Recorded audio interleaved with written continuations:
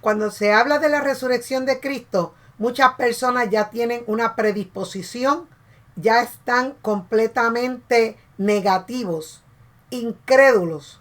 Inmediatamente dicen, eso son mentiras, eso no ocurrió, esos son inventos de la gente que están en la religión. Pero vamos a ver si podemos analizar algunas evidencias de la resurrección de Cristo usando la mente, el análisis y la razón. Quédate con nosotros en tu canal. Mirad que nadie os engañe. Si en tu mente hay oscuridad y turbación por las muchas voces que oyes a tu alrededor, Dios tiene palabra para ti. Mirad que nadie os engañe. Dios te bendiga. Esta es tu pastora Nanet Lafose y tu canal Mirad que nadie os engañe. En este día tenemos un tema muy interesante titulado La resurrección de Cristo, un análisis racional. O sea, quiere decir que vamos a estar hablando de algunas de las evidencias de la resurrección de Cristo, analizando los factores en una forma clara y definitiva. Pero antes quería darte el correo electrónico mirad que nadie os engañe @gmail.com. Ahí tú puedes escribirnos preguntas, comentarios y también cualquier invitación puedes mandarla ahí o cualquier comentario abajo en el canal. Y vamos a entrar directamente al material del estudio de hoy.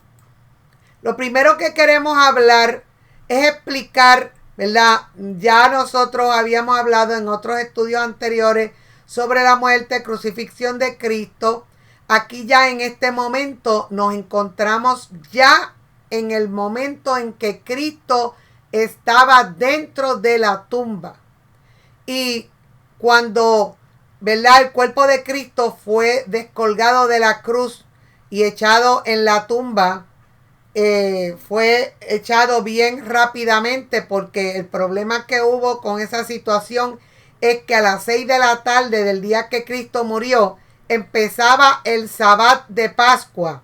Por lo tanto, los discípulos fueron muy rápidos en descolgar el cuerpo, llevarlo a la tumba, echarle algunas especias aromáticas y sellar la tumba para luego volver con calma el domingo.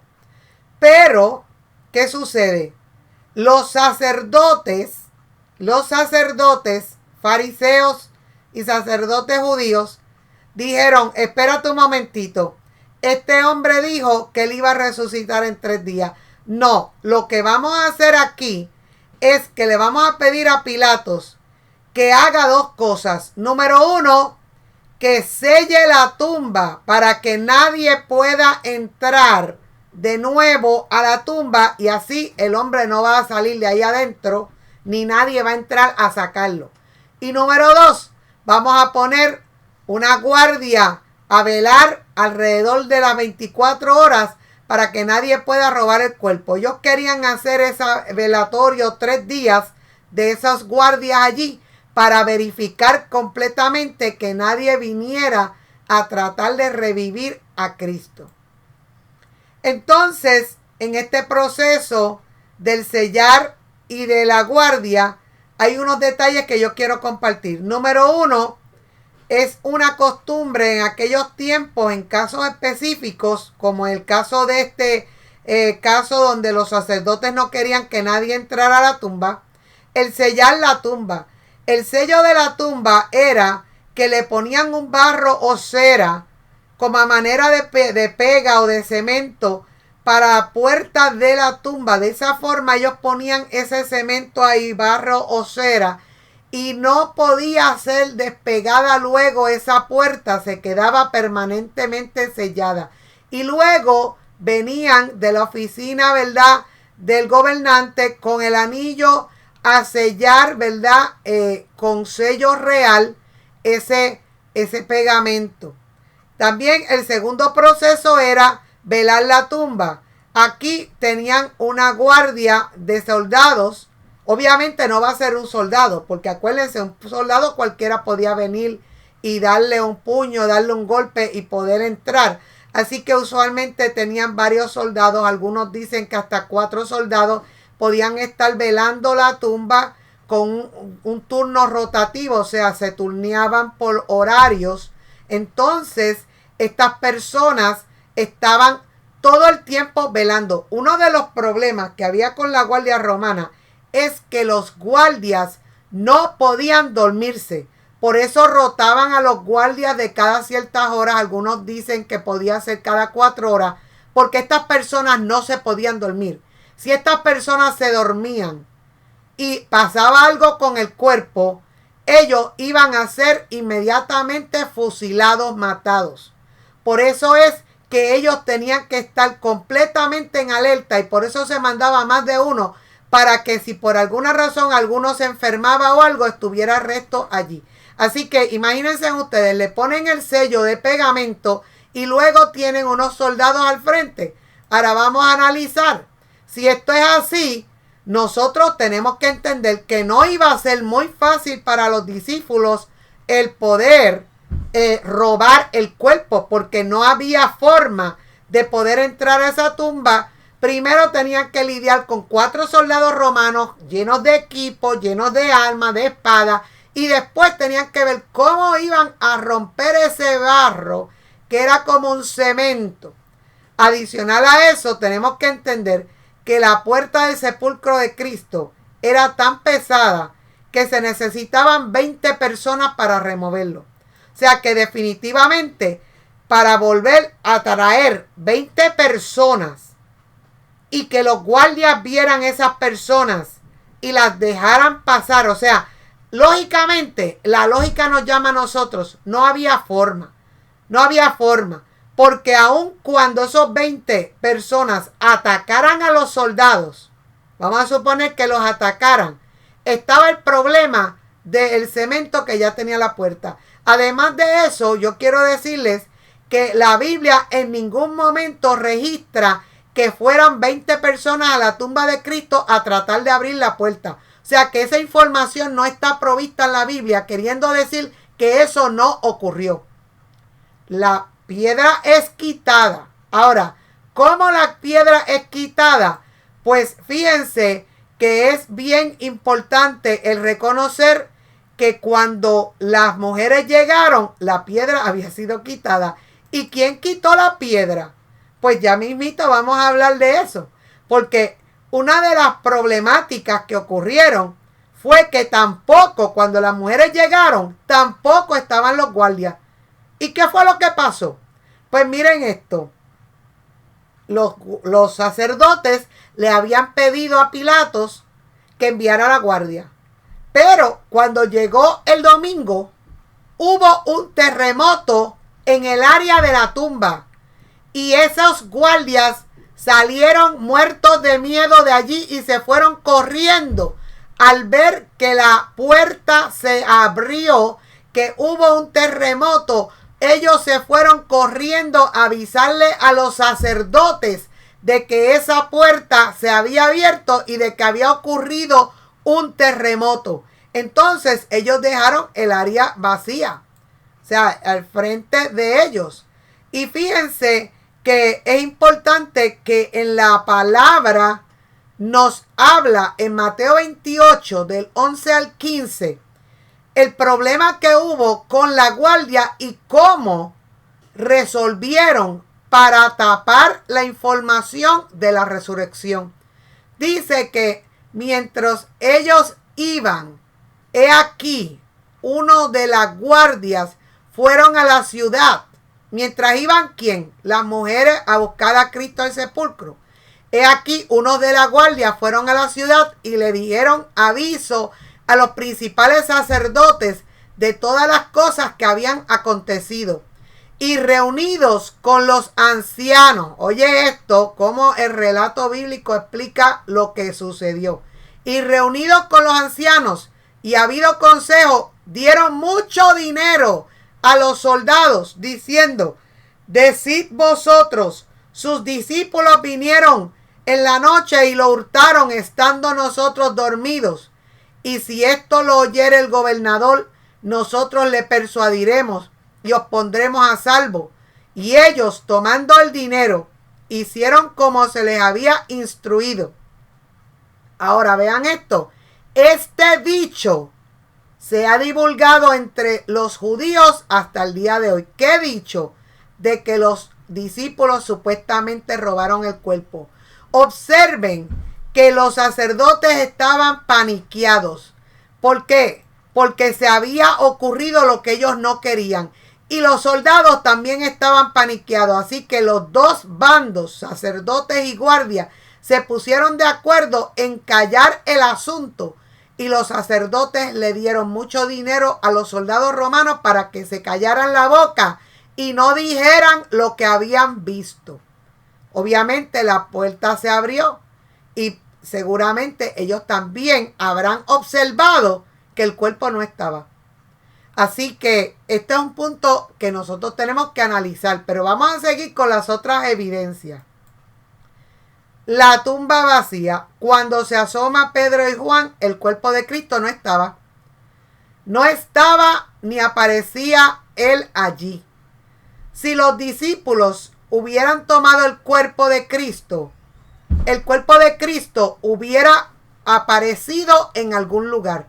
Mas, sin embargo, observamos que cuando las personas del grupo de los discípulos entraron a la tumba, ellos estaban en shock. Si ellos hubieran sido conocedores de que se había robado el cuerpo de Cristo, ellos no hubieran ido ni siquiera a la tumba, porque ¿para qué iban a ir allí si ya ellos habían sacado el cuerpo? Y mucho menos sorprenderse, y mucho menos estar en un estado de una alerta y de una sorpresa. O sea, al ellos estar en ese estado de alerta, de shock y de sorpresa, obviamente nosotros estamos entendiendo que ellos no sabían lo que había ocurrido. Inclusive, ¿verdad? Nosotros vemos en el relato que hay una descripción. Dice que los sudarios o el paño que cubría la cabeza de Cristo estaba aparte, separado de las tiras que estaban amarradas en el cuerpo de Cristo.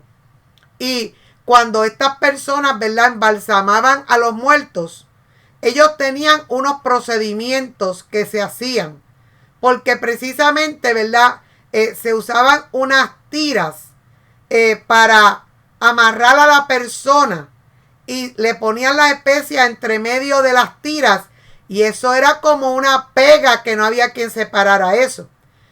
Pero fíjense que además de todo eso, hay un ángel dando testimonio a esas mujeres que llegan allí. Ellas no sabían que había resucitado Cristo. Inclusive ellos estaban sorprendidos, asustados y no sabían qué pensar. Bueno, y hay un área que yo quiero hablar, que esta yo considero que es una de las señales más claras y evidentes de la resurrección de Cristo. Nosotros tenemos que la guardia no estaba. ¿Cómo es que no va a estar la guardia allí cuando ellos sabían que si se iban del sitio los iban a matar? Pues algo pasó ahí. La puerta abierta. ¿Quién iba a romper ese sello y mover esa puerta que requería 20 personas? Más imagínate romper el sello, que era como una pega o un cemento. O sea, estamos hablando, los discípulos estaban en shock. Las tiras estaban tiradas en un lado. Yo quiero decirle, antes de entrar en la de las apariciones de Cristo, que esas tiras, cuando se pegaban, porque ellos le ponían unas especias, cuando le pegaban esa mirra, ese aloe, todas esas especias que se utilizaban para eso, eso pegaba en una forma que cuando se iba a sacar esa tira, arrancaba hasta la ropa. Mas sin embargo, cuando ellas entraron, ellos vieron el gorro de Cristo en un lado y las tiras estaban casi formando el cuerpo de Cristo, pero sin el cuerpo de Cristo estar ahí. Como si él se hubiera esfumado o se hubiera desaparecido invisiblemente de en medio de las tiras. Eso es bastante radical. Ahora, yo quiero hablarles de las apariciones de Cristo, porque aquí esto es muy importante para nosotros entender unos factores de análisis con nuestra mente, porque muchas personas dicen, yo no creo esa resurrección, yo no creo. Pero nunca quieren analizar una de las evidencias más clásicas y más importantes: las apariciones de Cristo a diferentes personas. Y ustedes dirán, yo no le creo a nadie. Bueno, pero déjeme decirle que Él se apareció varias veces durante 40 días y se apareció a diferentes grupos de personas.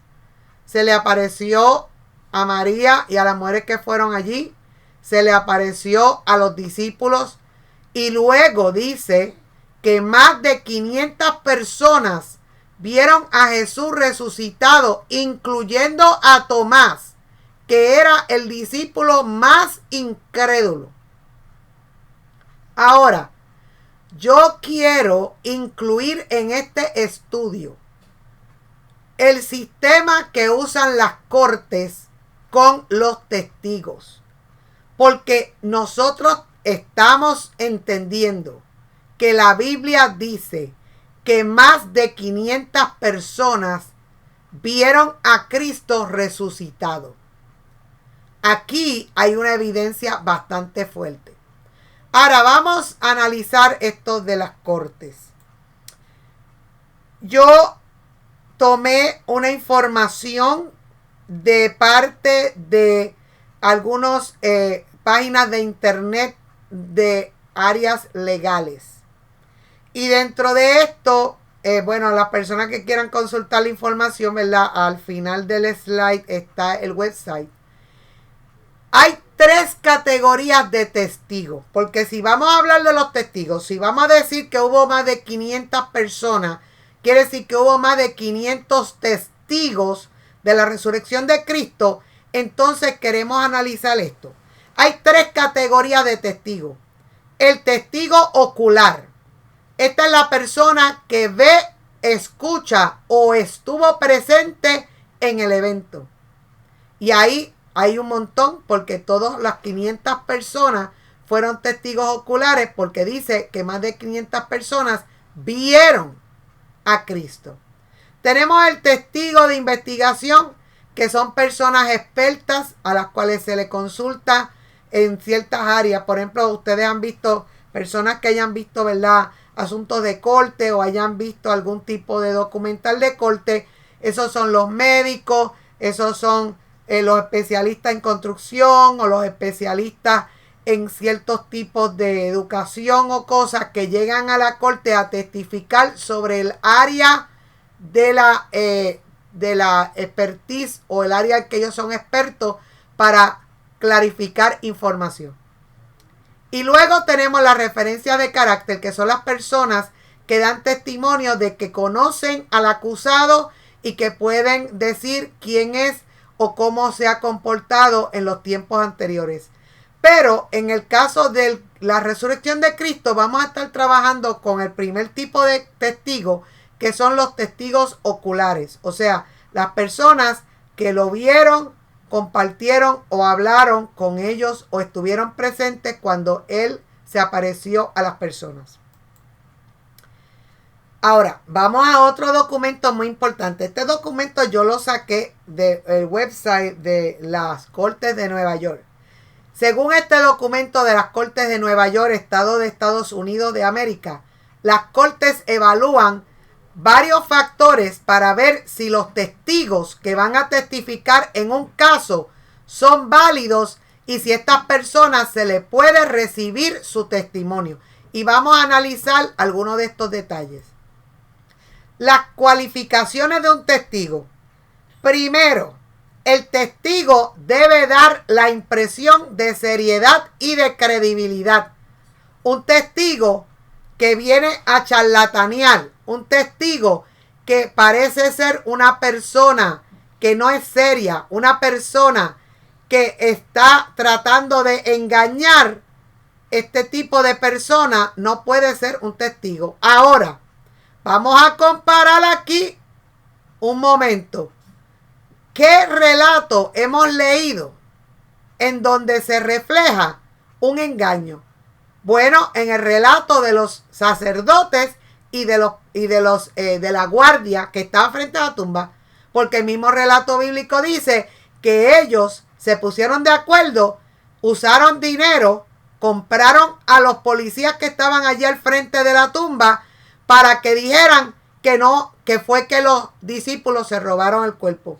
Mas sin embargo, a las 500 personas que vieron a Cristo, en ningún momento se refleja que fueran personas que estaban con áreas de engaño o con deseos de engañar o decir testimonios falsos. Vamos al segundo punto para cualificar esos 500 testigos. El testigo no puede tener historial de haber mentido o de haber cambiado versiones en los interrogatorios anteriores. Esto descualifica a esa persona como testigo. O sea, en otras palabras, que nosotros no podemos escuchar el testimonio de alguien que haya dicho una cosa primero y haya dicho otra después.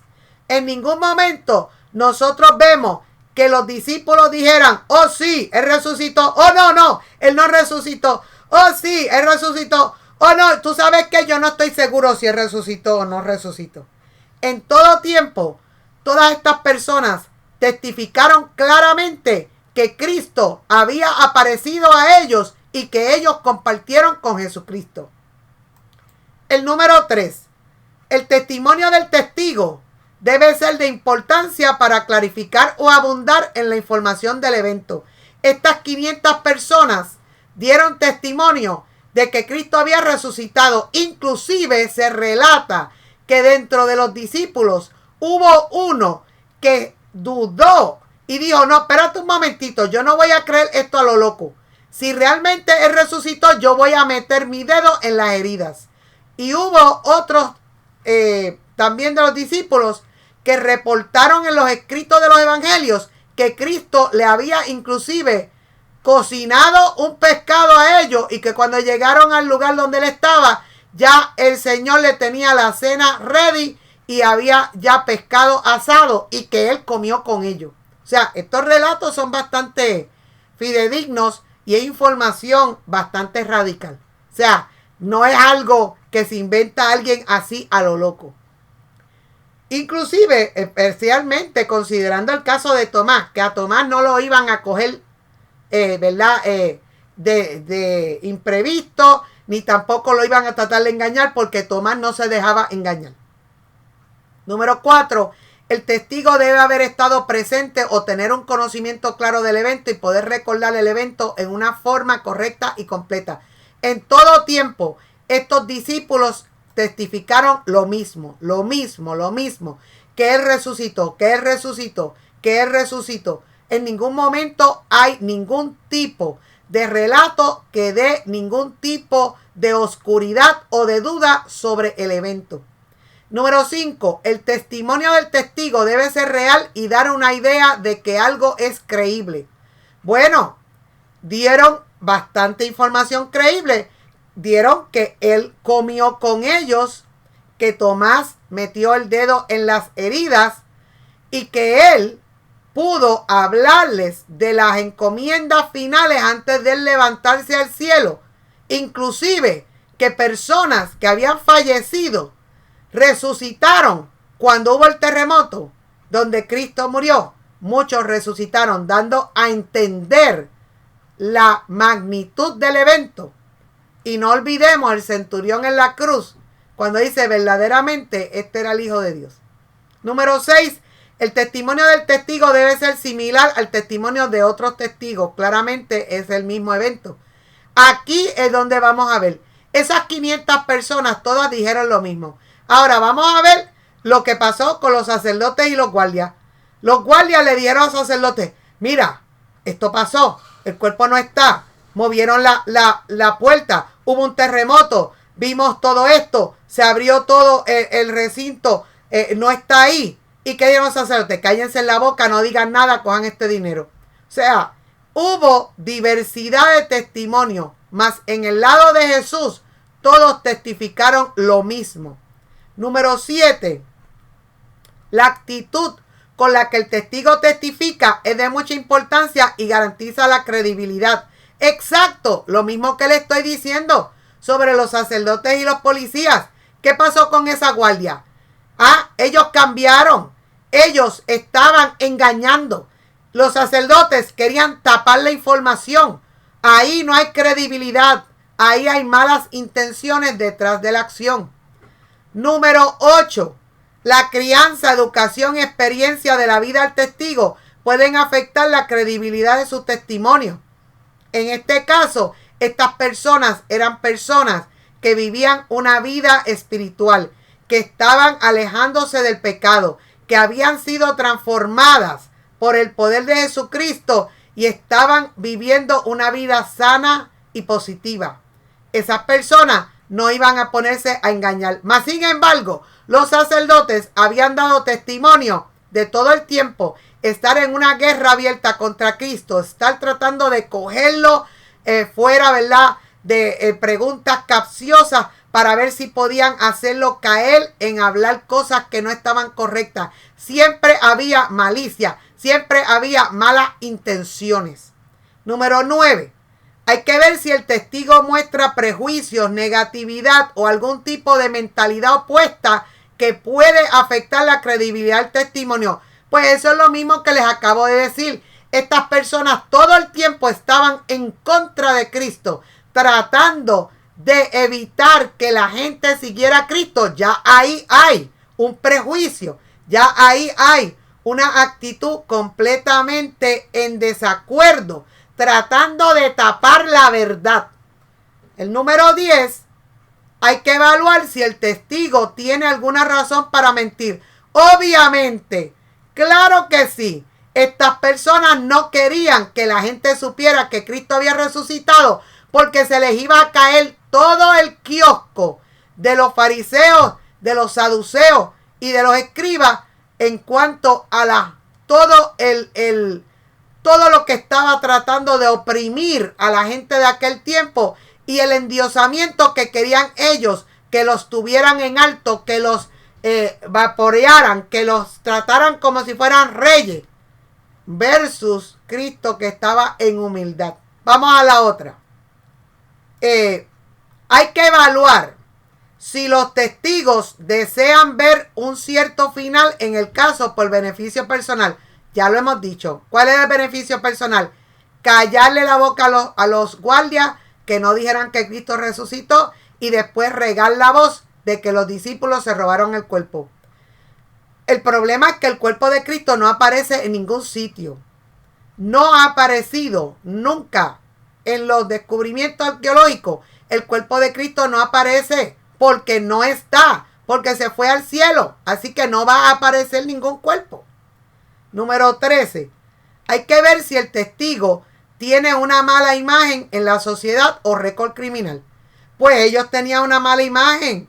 Estas personas, los creyentes judíos, estaban siendo oprimidos por ellos.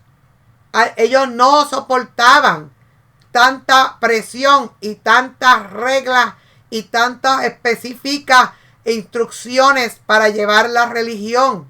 Y esas personas no eran bien vistas en la sociedad.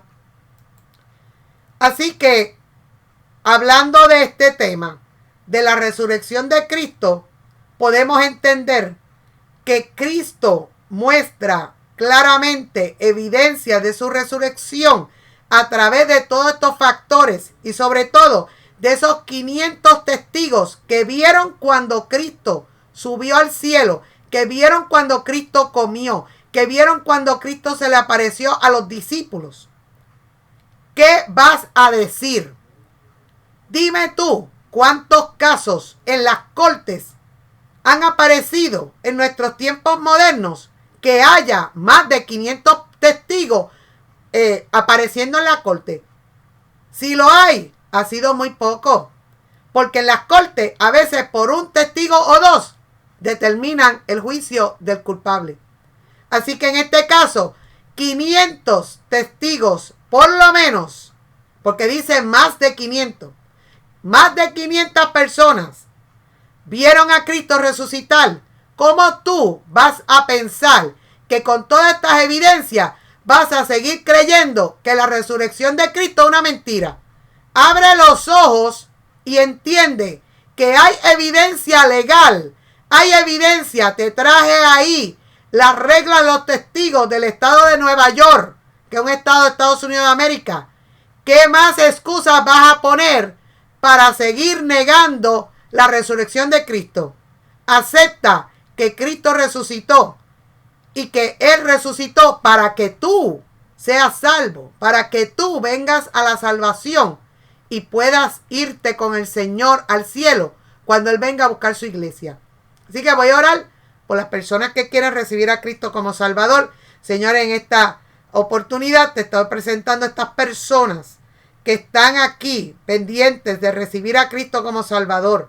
Te pido que escribas su nombre en el libro de la vida, que perdones sus pecados, que les ayudes a entender la evidencia de la resurrección y que puedan ser partícipes de esta salvación, que cuando tú vengas ellos puedan levantarse al cielo contigo. Y te pido, Señor, por las personas que han escuchado este estudio, para que esta información entre en sus mentes y ellos puedan analizar esta evidencia y aceptar de una vez y por todas que la resurrección de Cristo es un hecho real y no una fantasía o un cuento. Y todo esto, Padre, yo te lo pido en el nombre de Jesús. Amén. Dios te bendiga. Este es tu canal Mira que nadie os engañe. Recuerda, escríbenos en el canal cualquier pregunta, cualquier duda, cualquier invitación. Dios te bendiga. Cristo viene pronto. Amén.